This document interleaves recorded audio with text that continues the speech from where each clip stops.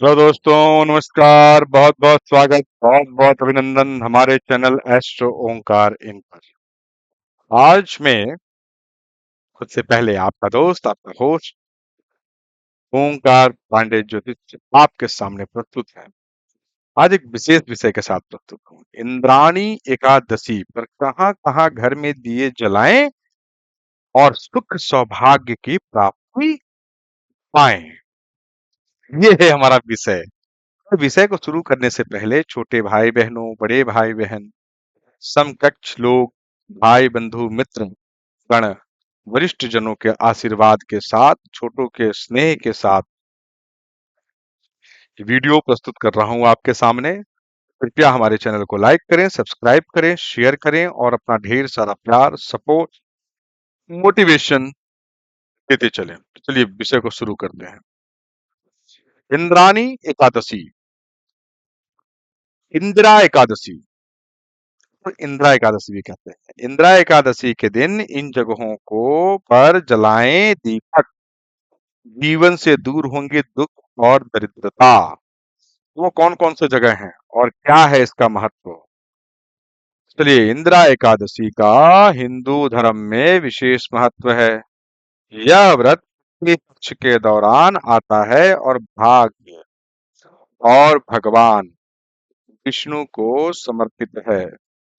इस दिन व्रत करने, रखने और पूजा पाठ करने से पितरों को मोक्ष मिलता है और परिवार में सुख समृद्धि आती है।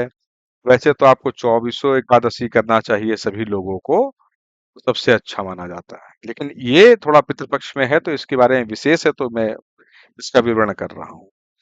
वैदिक पंचांग के अनुसार इस साल इंदिरा एकादशी 17 सितंबर को पड़ रही है। वहीं इस दिन कुछ विशेष जगहों पर दीपक जलाने से घर से दुख, दरिद्रता और नकारात्मक ऊर्जा दूर होती है। तो आइए जानते हैं उन प्रमुख स्थानों को जहां पर दीपक जला सकते हैं। पहला स्थान, तुलसी को भगवान विष्णु का प्रिय माना जाता है, तो इंदिरा एकादशी के दिन शाम के समय तुलसी के पौधे के पास घी का दीपक अवश्य जलाएं। वैसे हर एकादशी के दिन तो जलाना ही चाहिए, रोज भी जलाना चाहिए। इससे भगवान विष्णु और माता लक्ष्मी खुश होती हैं। इसके साथ ही घर में सुख समृद्धि आती है। दूसरा स्थान, पीपल के पेड़ में देवताओं का वास माना जाता है। इस दिन शाम को पीपल के पेड़ के पास सरसों के तेल का दीपक जलाने से पितरों को शांति मिलती है और उनका आशीर्वाद प्राप्त होता है। चलिए तीसरा स्थान की बात करें। घर के मुख्य द्वार पर, घर के मुख्य द्वार पर दीपक जलाना बहुत शुभ माना जाता है। ऐसे में इंदिरा एकादशी पर घर के मुख्य द्वार पर दीपक जलाने से घर में सकारात्मक ऊर्जा का संचार होता है और नकारात्मक शक्तियां दूर होती हैं। चौथा स्थान, मंदिर। इंदिरा एकादशी के दिन भगवान विष्णु और पितरों को समर्पित दीपक मंदिर में जलाएं। यह दीपक घर के मंदिर में या फिर किसी भी धार्मिक स्थल में जलाया जा सकता है। इससे व्रत का फल दोगुना बढ़ जाता है। और एक दिया और है पितरों के नाम से। इस दिन पितरों के नाम से एक दीपक घर की दक्षिण दिशा में जरूर जलाना चाहिए।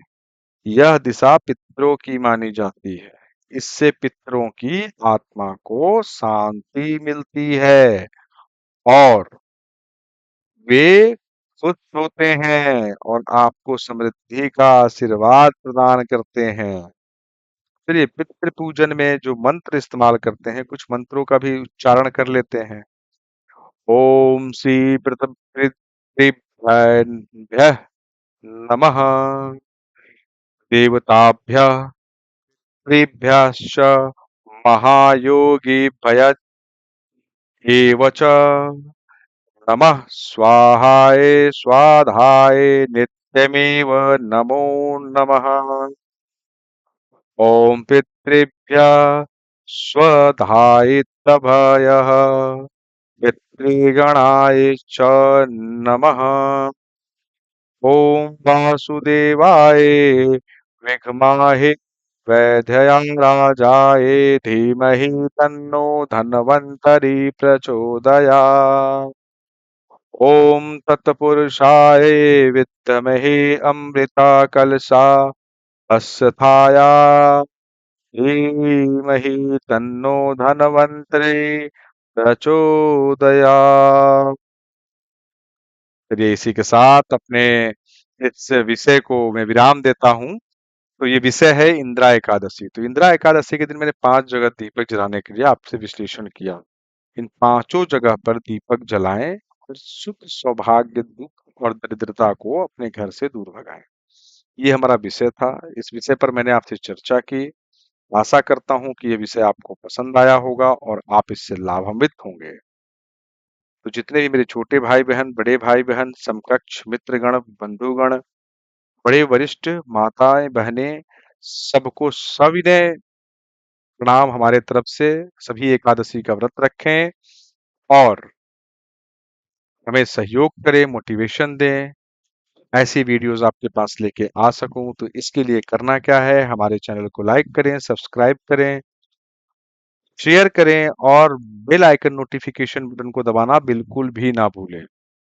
और साथ के साथ ऑल वाले ऑप्शन को, कि ऐसी ही धार्मिक और ज्योतिष से रिलेटेड, वास्तु से रिलेटेड वीडियोस मैं आपके पास लेके आ पाऊं और आप इससे बहुत सारा लाभ उठा पाए और अपने जीवन पर्यंत इस सारे चीजों को अपना सकें। तो कमेंट सेक्शन में जिन्होंने सब्सक्राइब कर रखा है, हर हर महादेव या फिर जय श्री राम का नारा, जयकारा लगाएं। और अगर नहीं समझ में आता है तो जय श्री राम लिखें, नहीं तो अपने इष्ट देव के जयकारा लगाएं। इसी के साथ अपनी वाणी को विराम देता हूँ। हर हर महादेव, जय श्री राम। बहुत बहुत धन्यवाद सभी श्रोतागणों का मुझे सुनने के लिए।